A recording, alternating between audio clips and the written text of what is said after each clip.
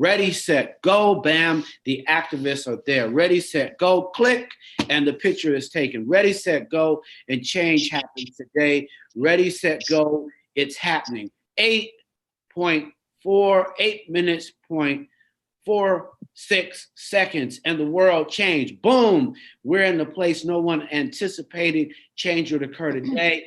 But not only just the pandemic, but change, and George Floyd and MSP were on its way to the reality that has shaped the world and the country as it see it today. And the sisters, I said sisters, that is, were in the forefront again. As always, in order for us to push forward our agenda, we need the sisters to let us win. We won in MSP because of the individuals you'll meet tonight. You won with the individuals who had the courage to fight the fight. So welcome, how are you, my sisters, to rolling out here today? Hi. All right.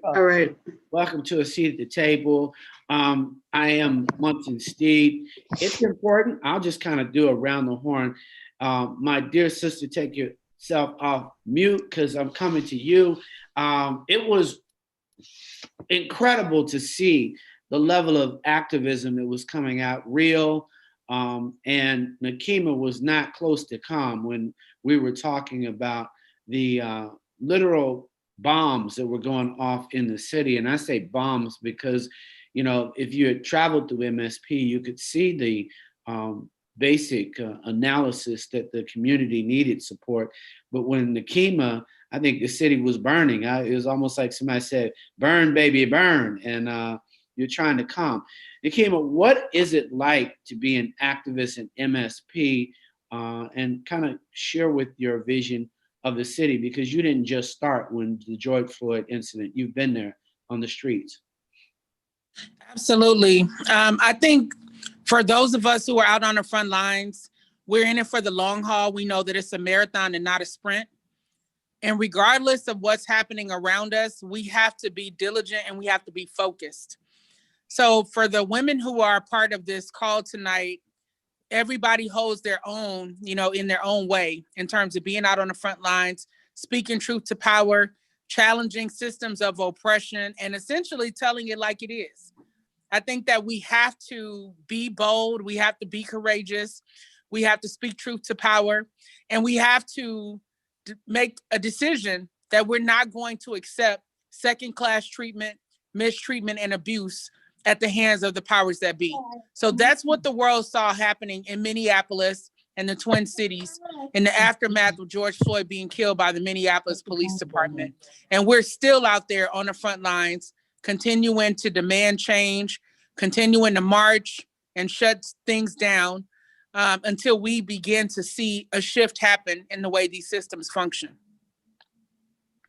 Well, Sister Mary, when you think about social change in MSP, what are your first priorities as an activist? What do you want to see change? Are you referring to me, brother? I can't hear you very well. I'm sorry. Yeah, yes. What are you imagining needs to be changed in MSP today? This racism that's existed forever. I'm a native of Minnesota. I've been here on the planet 70 some years. So I've seen a lot of what has and has not been done. It's pretty much the same.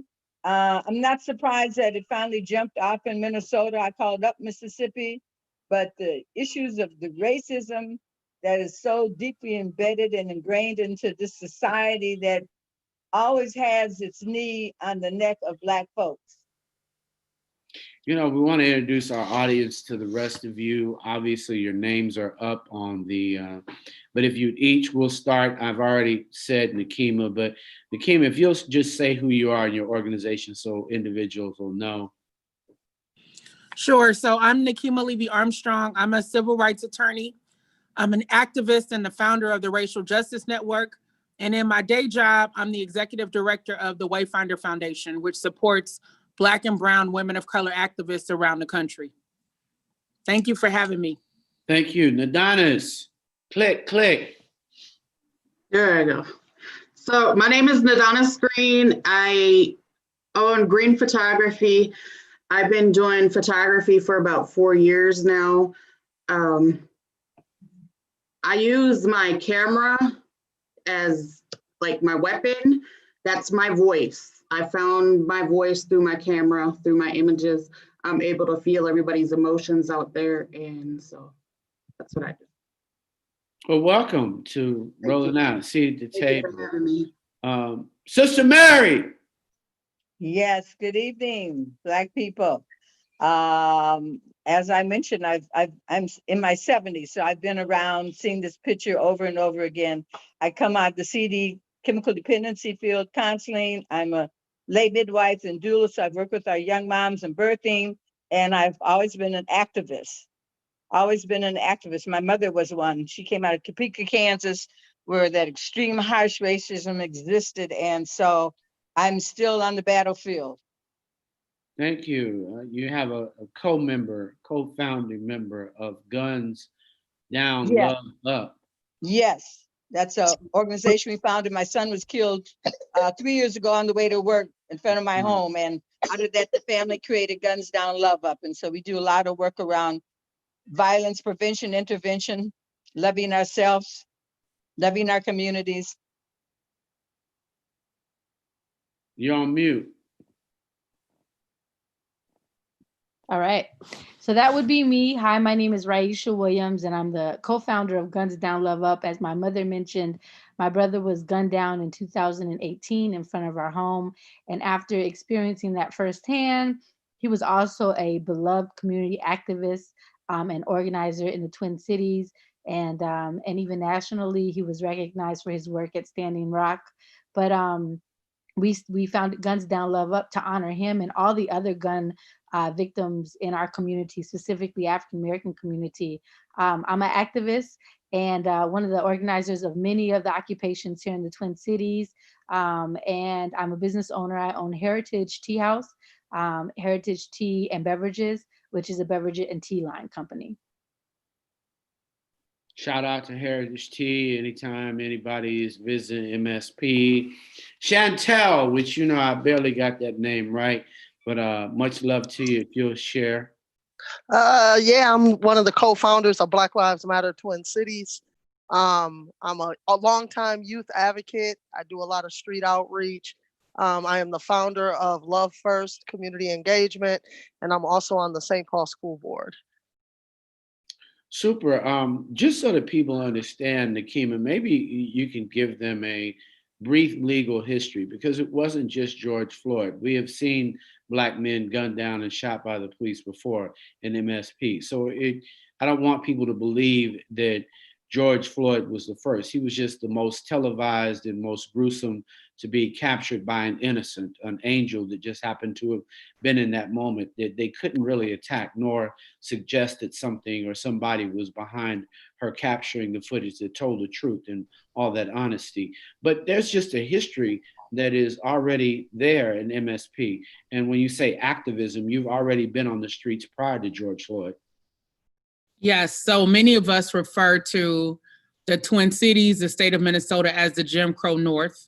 And as Ms. Rosemary said, it's just like Mississippi in terms of some of the issues that happen here.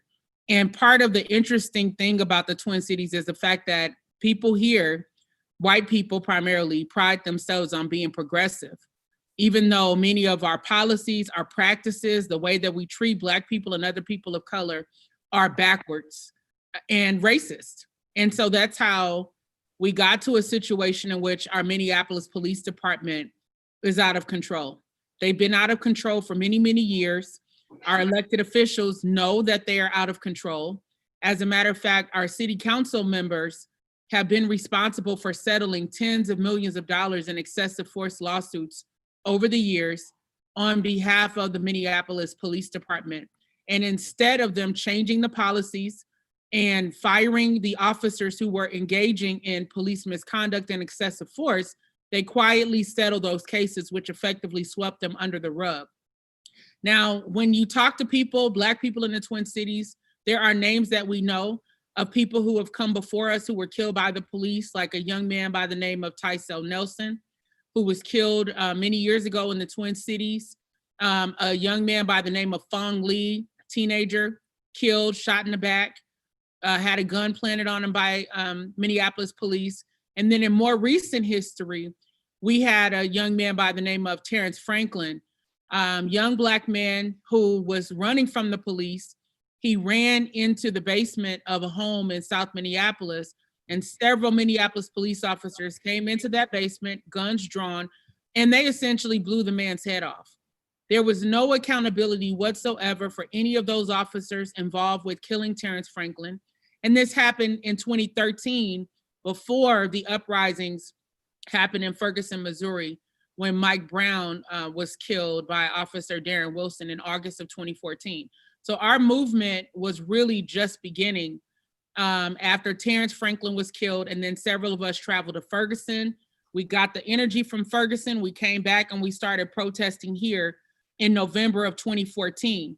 And fast forward, you know, in that year since Mike Brown was killed, I mean, how many people whose names we know killed around the hands of the police? We had Tamir Rice, we had Eric Garner, we had John Crawford III, and many other people who were killed. And so we continued to march here, shut down freeways, shut down the Mall of America. Many of us faced criminal charges. And then things really began to come to a head in November of 2015. As a matter of fact, November 15th of 2015, when Minneapolis police shot and killed a young Black man named Jamar Clark. They shot him in the head at point blank range within 61 seconds of encountering him. This young man was unarmed. He was standing at the back of an ambulance checking on a friend, and the EMTs called the police on him for no good reason. And the police showed up, they treated him like he was a dangerous criminal. They grabbed him from the back in a chokehold, slammed him to the ground, and literally killed him. And what happened after that was that many of the women who you see right now as part of this conversation showed up at the place where Jamar Clark was killed. The police station was a half a block down the street, and we started knocking on doors to find out what happened from the community's perspective. There were dozens of witnesses, and all of that led to what became an 18-day occupation outside of the 4th Precinct Police Station. Now, you know it is freezing cold in Minnesota, but that did not stop us from showing up every day. Some people spent the night. We lit fires in the street. Some people pitched tents. They brought food, they brought water, but we refused to leave no matter what was going on and the tactics by law enforcement, which were meant to intimidate us. We shut down freeways during that time period. Several of us were out on the freeway. Several of us got arrested. And after Jamar Clark was killed, we continued taking to the streets to demand justice, demanding that those officers be charged for what they did, that they be fired. They weren't fired. They weren't charged. The county attorney manufactured a whole narrative about why Jamar Clark was killed, which caused us to show up and challenge him. Raeisha Williams, who was part of this conversation, at the time I was NAACP president for Minneapolis. She was the communications director, and she showed up with me at the press conference with the county attorney, and we essentially challenged his narrative. We took over the press conference. And I want to ask Raeisha to share, you know, what happened in that moment when we were confronting Mike Freeman, and what some of the things that have happened since that time with us being out on the front lines fighting for justice. Yeah, well, absolutely. I think that's a great place to start off with the most recent national attention. I mean, Jamar Clark, God bless his soul, got very minimum national attention, but immediately after him, not even a few months later, then it was Philando Castile, who was murdered by the Falcon Heights police, which is part of the Twin Cities, which is a suburb outside of St. Paul, Minnesota. And then 2 years later, we have George Floyd. So it was really a domino effect, an effect that we warned not just the city of Minneapolis and St. Paul, but we warned the governor. There was an occupation for Philando Castile immediately following his execution, because that's what these are. These are execution of Black men.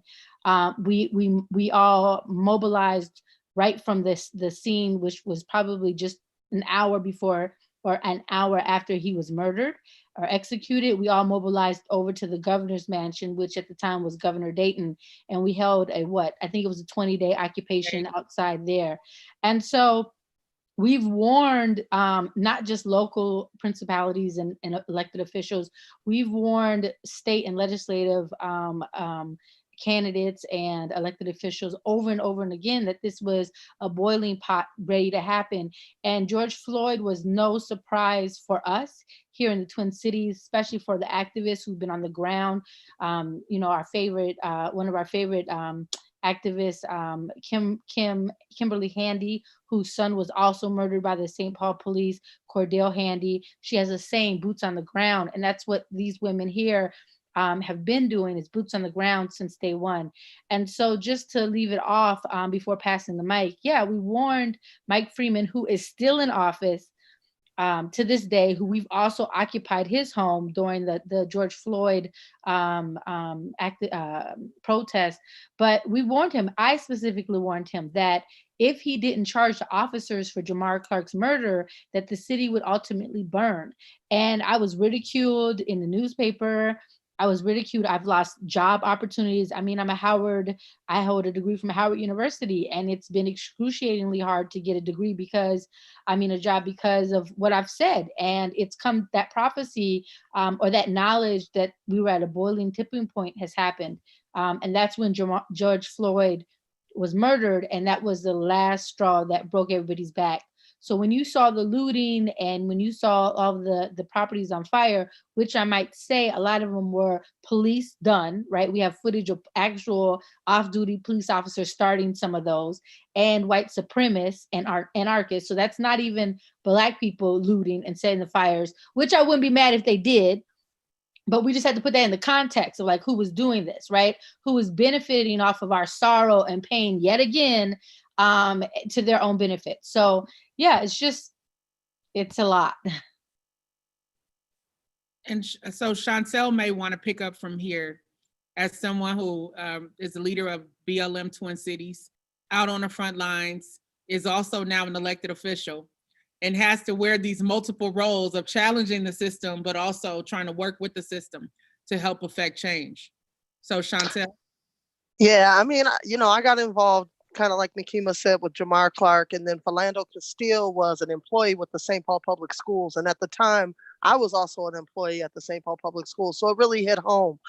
During that occupation, I realized we were just going to keep hitting these dead ends. It was like, I felt like we were just hitting a dead end and we needed to come from another angle.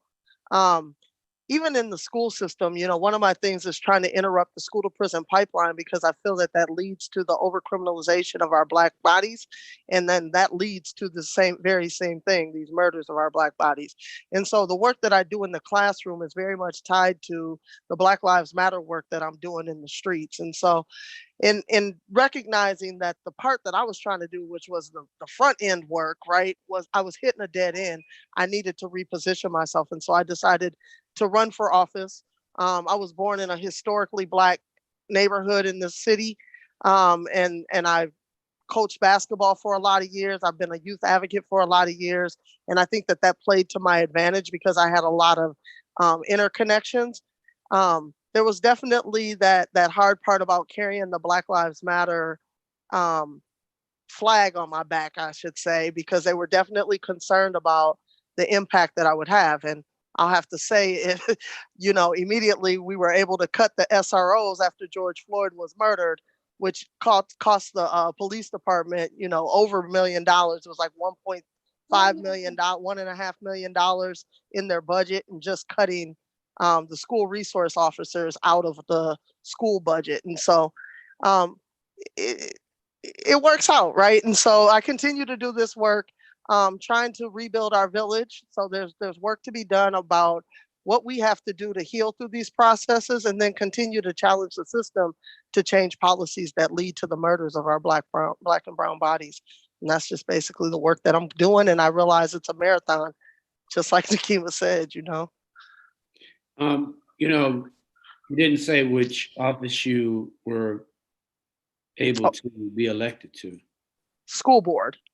Right. I just St. Paul School Board. To know, and it's not necessarily, sometimes you can be wearing a cape. So it could be a BLM cape that you have to put on and understand. They may not understand what we're wearing. Like, we don't dress up, we don't put on these masks for them. We're gonna put on the skin for them. And I Uh, mean that when you talk about removing privilege, they really believe that, you know, the skin that we have, the bodies that we have, they've been their property in a moment when they enslaved us. So it's just a mindset of them having to take off the fact that, you know, you're a superhero to those children that you have a vision for in the future. So, you know, when you talk about Afrofuturism, when we say to our dear sister Mary that she's there, that, you know, there are those who are oracles in the whole MSP.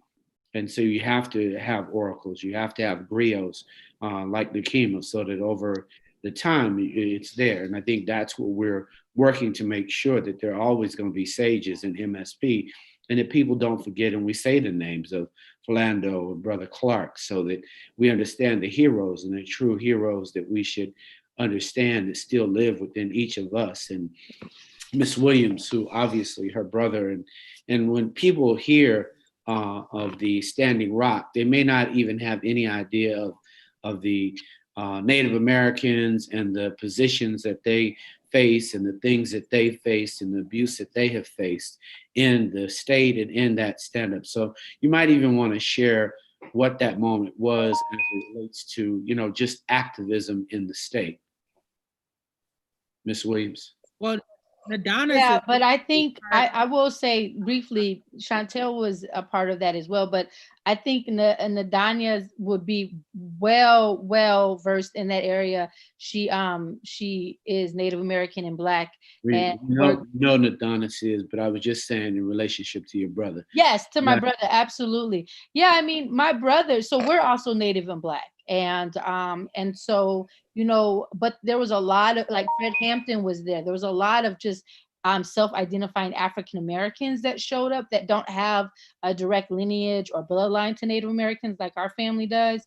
And they just showed up because they know what the brothers and sisters in the Native lands on the reservation, what they endured, you know, for centuries.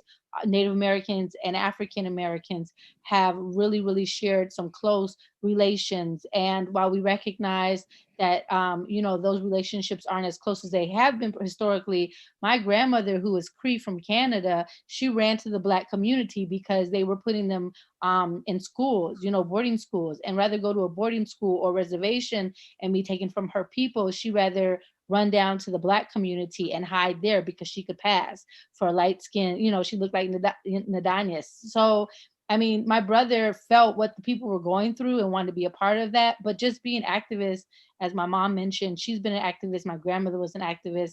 We were babies being pushed in strollers for how many protests, I don't know. But, you know, it was just important for him to go up and fight with his brothers and sisters, alongside brothers and sisters, to let the native, you know, native lands know that we're here for you. Just like Native Lives Matter here in the Twin Cities and around the nation have been a really big part of our movements. So whenever there is protests about Black lives being taken away, whether it's gun violence in the community or police violence, they show up and they're ready to support and be a part of it. And A brief history about, for people that don't know about Standing Rock, the Europeans were coming in and they wanted to destroy the land, running the oil through there and the whole piece. So the Sioux Nation was protesting that, didn't want the land polluted anymore and destroyed. And so that's how the whole Standing Rock protest came about. And if I could just, while I'm on here, if I could just say, going back to the late 50s and 60s, we lived in 3 basic communities: North Minneapolis, South Minneapolis, Selby-Dale, and St. Paul. We were not allowed to live out of those communities. But as children, we didn't know that we were being protected. Our schools were there, our churches were there, our social worlds was there, and everything existed there. But it was really a racist piece that was going on. My parents were unable to get proper insurance on their home. This whole neighborhood was redlined. And so, you know, and then we're coming into the 60s, to the civil rights movement. People really realized that they couldn't protect their children anymore, and that we wanted to be a part of this, and we needed to be a part of this to make change. And so there are many incidents of African Americans being killed in the late 40s and 50s in the Twin Cities. So this is not, you know, a thing that just happened 8 years ago or 6 years ago. It's an ongoing piece. And that's why I say it's just like being up Mississippi. The police have always been vicious when it came to our community, and always beat us and incarcerated us and killed us.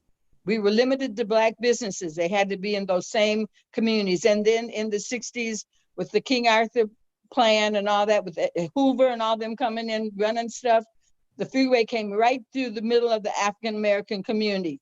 And St. Paul, on into South Minneapolis, and then on to North Minneapolis, which destroyed our communities and destroyed the families that lived within them. We were scattered and no longer had the power, because even though we were being segregated, it was still, we had buying power in those communities. We had Black businesses. Like I said, our children were properly educated because people in the community made sure they were in those schools. And it was the kind of scenario, Black men couldn't get a job here. My uncle migrated here from the South. He had attended a historic Black college. The only job educated Black men with degrees could get was at the post office. That's the only place they could work, rather than be a janitor somewhere. So like I'm saying, this scenario is historical. It goes back, we know it goes back from slavery to the 40s, 50s, 60s, and now here we are again. Nedahness, the Native community clearly in COVID and clearly pre-COVID has been impacted by this entire country's policy on, we're actually guests, in this land.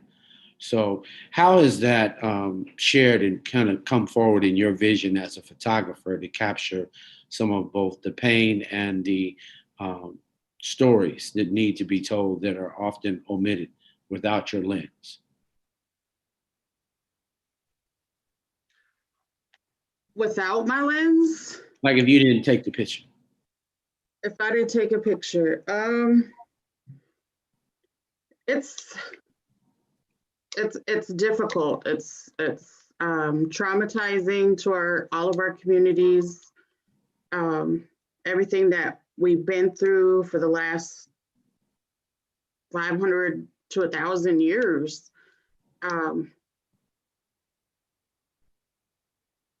There's a lot of organizations there's not enough organizations, but there's a lot of organizations that help people through and get through the problems that they're in. And I'm sorry, y'all, I'm really nervous about talking on here. Okay. So with my photography, I'm just gonna throw back to what I'm comfortable talking with. So with my photography, I think the Native American people, our indigenous culture, our indigenous people is often forgotten about. We're always misplaced, and other people are taking credit for us all the time. And so what I do with my photography is I showcase us here today, current, how we're still fighting through social justice, how we're still fighting cultural appropriation. And when you look for everything from online to in books, everything's like textbook versions. So people don't really realize that we're still here and we still put up a fight, and we're not invisible. And there's a campaign we're doing right now that calls for "We Are Still Here." We're still fighting for the pipelines. They just passed the pipeline for Minnesota, I think last week. And I don't know. I get emotional when I talk about this stuff. It's difficult for me to talk about. Right, but you're welcome. And I think it really speaks to the invisibility. I mean, when you take an entire community and you rope them off from an entire society and you deny the truth of who was here first, and obviously you're captive in your own land. I mean, I think that feeling, and I think none of us can actually feel, it's kind of like people saying, well, how do you know how to feel when you're Black? No, you have no idea how you feel when you're talking about a Native American and it's been your land, and all of a sudden it's invaded and the invasion continues. So I really can't imagine the pain, because it's deep. It's a forced migration and then forced infiltration. It's a whole problem. So, Nekima, when you think about activists, for young activists who are watching this, what should they know about activism? Because many people now want to be trained. They want to be a part of being active and being an activist. What should they know moving forward? Because the election has happened, but we still need to keep our movement, I'm asking all of you, going forward. Well, I think that they should know that it's not a game. It's not something to just sign on to because it seems popular in the moment, but it takes a real sacrifice and commitment and a lot of risk. Raeisha talked about the economic impacts that she has faced. A lot of us can share those same stories about the impacts to your livelihood, potentially your professional reputation from standing out on the front lines. I know I've had to disassociate myself from some organizations, where I sat on the board, there was a corporate board, and I just said, I can't walk in both of these worlds. I have to make a choice because I don't want to be stifled. I don't want to be limited in what I say and do in order to appease wealthy white folks, right? And so that's something that people have to be cognizant of. There's a lot of risk. I think that's why it does it. You don't know what's going to happen once the police show up on the scene. We've had people who have been physically injured as a result of protests. The police were very violent against protesters in the aftermath of George Floyd being killed. Before that, but especially during those particular protests, we've had people who lost eyes, photographers who were injured, people who were tear gassed and physically injured with rubber bullets. There were pictures of people on social media whose faces were bruised up. We had to do campaigns to make sure that people got money for emergency surgeries and things that they needed. And my husband and I are actually part of a group that the ACLU is representing in a lawsuit against the Minneapolis Police Department for injuries that we sustained. My injuries weren't, physical in the sense of, being bruised up, but I was tear gassed.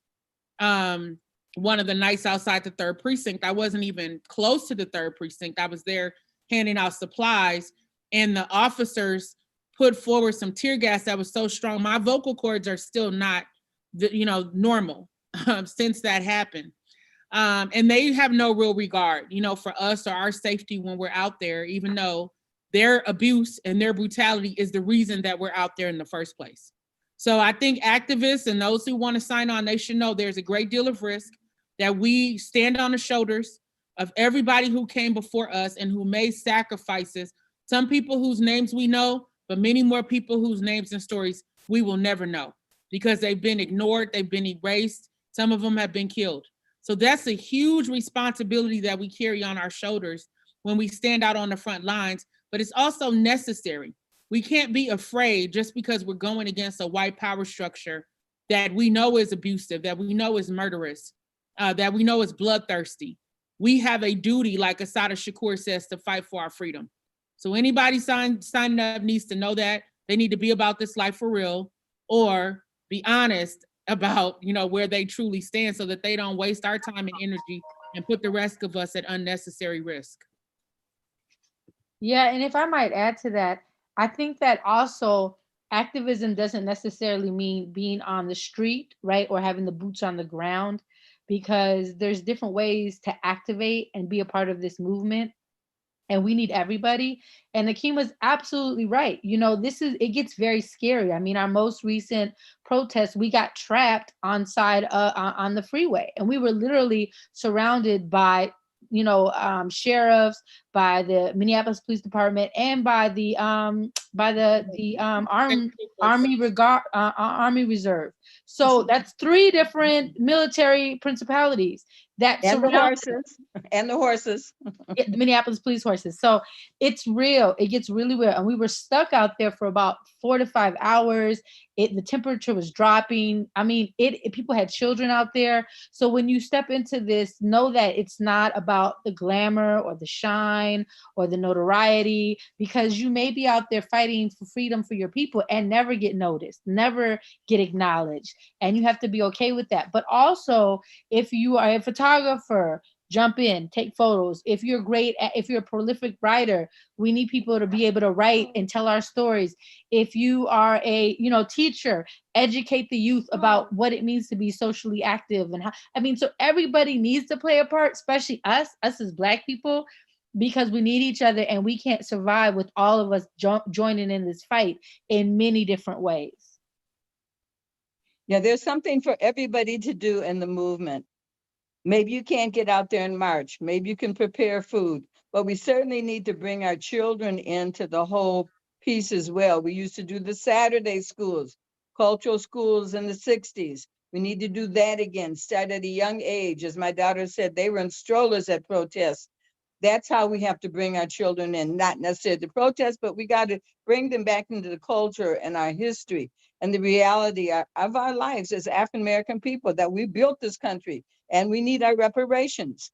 We still have not got our reparations. And that should be one of the main themes that we say when we're out there, so people begin to hear that and know that it's necessary. Also know that most of these things have been done before. There's not much new under the sun. So just get with folks that are out there, respect what they're saying and doing, and follow their leadership, because it's very important. A lot of people get out there and think it's all easy, but we've done this, we've got this to a science. We have guards, we have security all around our people, to protect the people, to protect us from people from outside, to direct us down walkie-talkies. There's a whole system to this movement. It just doesn't happen because we get out there and start hollering. So people need to realize that, and if they really want to be a part of it, connect with some of the organizations that are doing the work and have been doing the work. Because like I said, in the long run, you'll be safer and you'll have the real information. Case in point, somebody let a bunch of activists down up on the freeway. They could have all got killed. Now we do that, but we know how to do that. We know how to shut it down.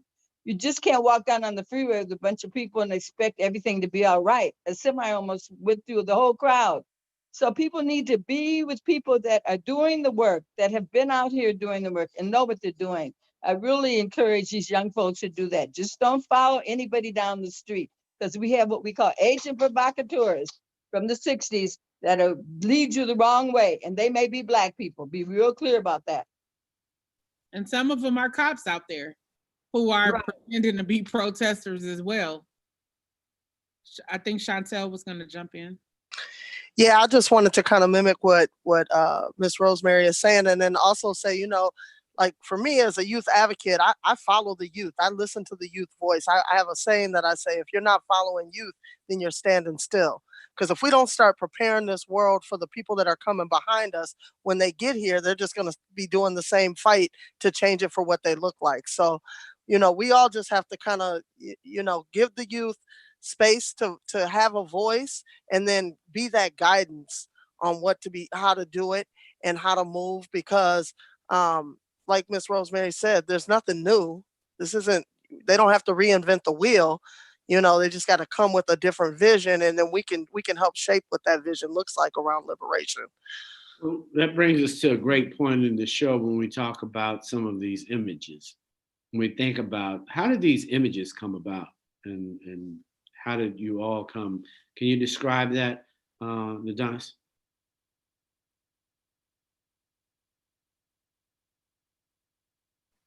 Okay. So I'm having my first gallery. Hold on. I'm having my first gallery opening, and oh, you have all of them. Okay, sorry. So what I want to do is showcase and highlight women who are involved with social justice in our communities. I also have an organization that uplifts women. And I believe that we're the healers of our nation. And so when I see these women, it was actually when I think it was 2 days after the Jamar Clark protest is when I started photography.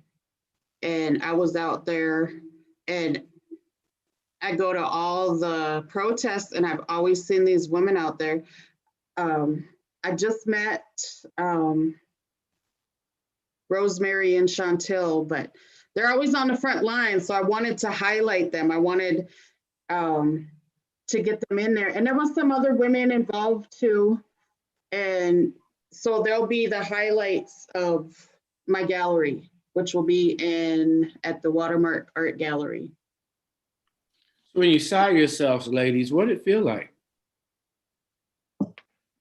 It was some badass pictures. I'm like, Right. Nedahness killed it. Like we didn't know, right? As we're taking the pictures, we just exerted like our natural energy, but she captured it in a picture. And so when we posted these pictures on Facebook, like people went crazy. They were like, these are amazing. We want these on a hoodie.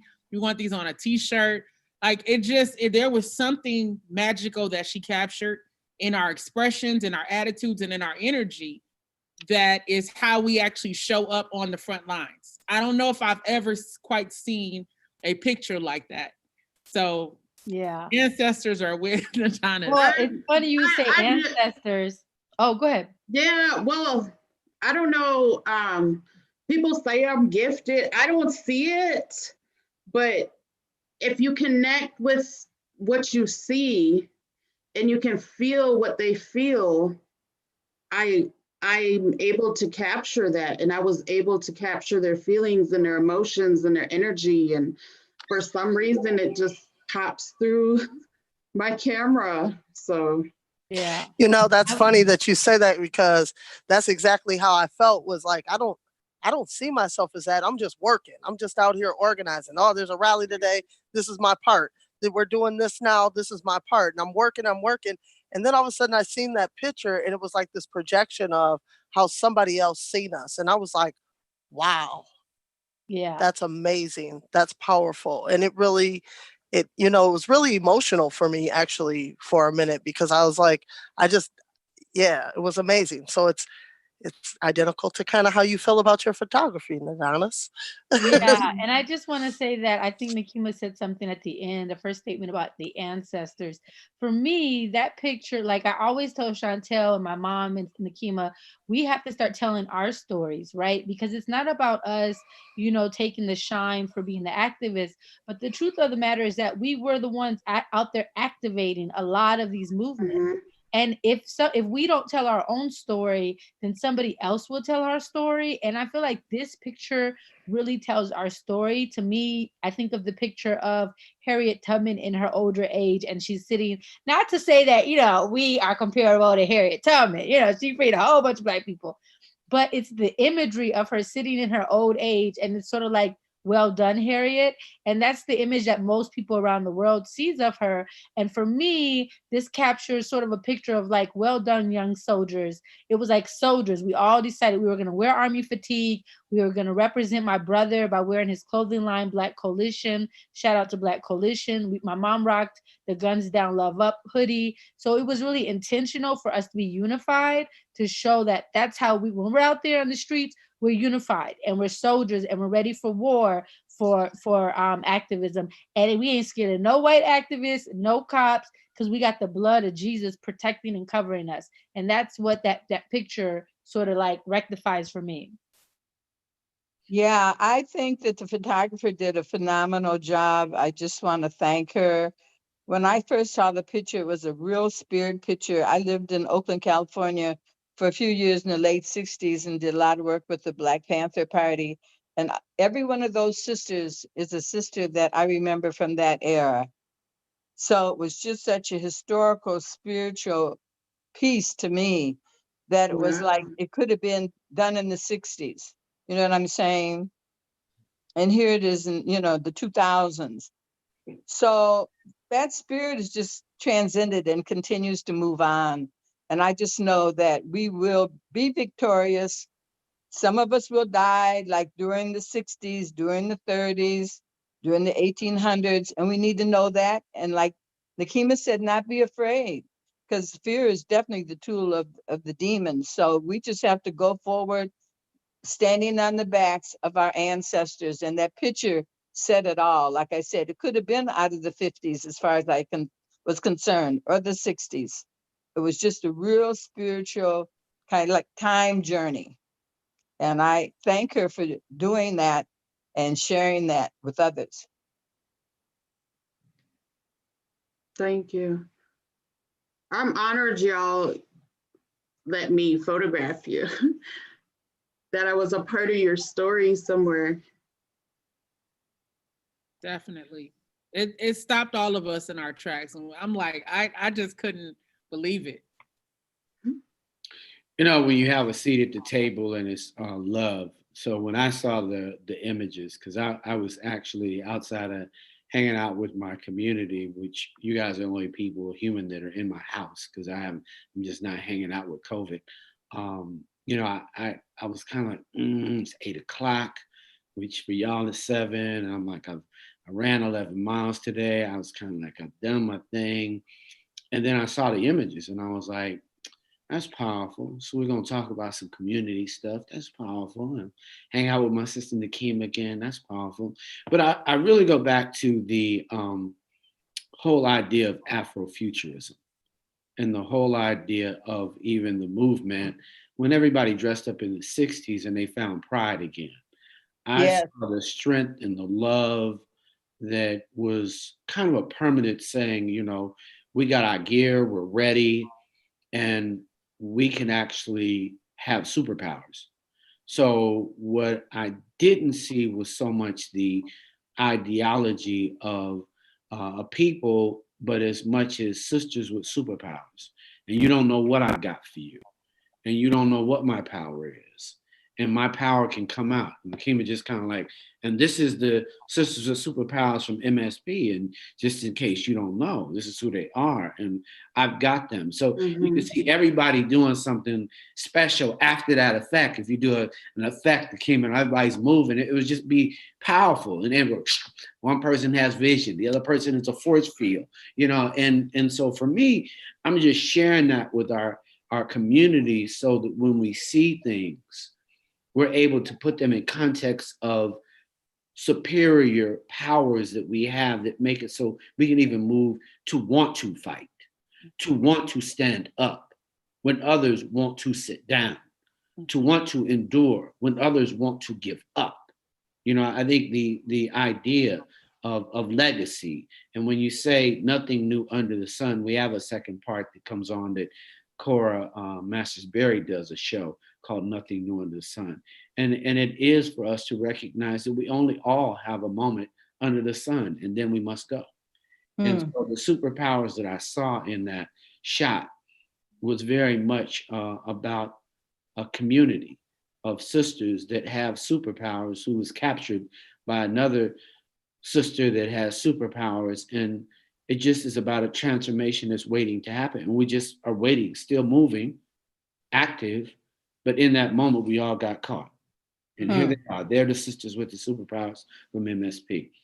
So I want to thank you all for coming to a seat at the table. HU, you know. Hey. You know.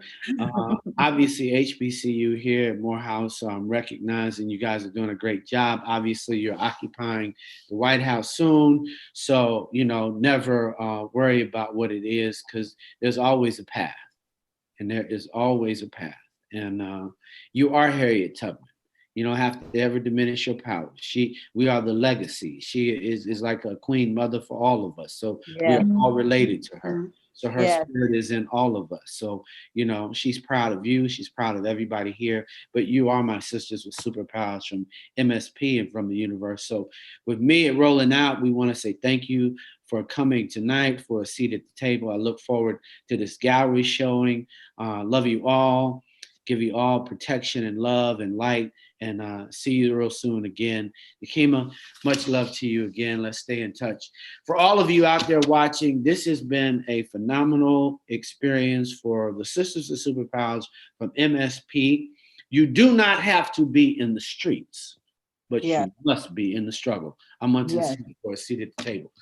Good night. Peace. Good night. Blessings. Ashe.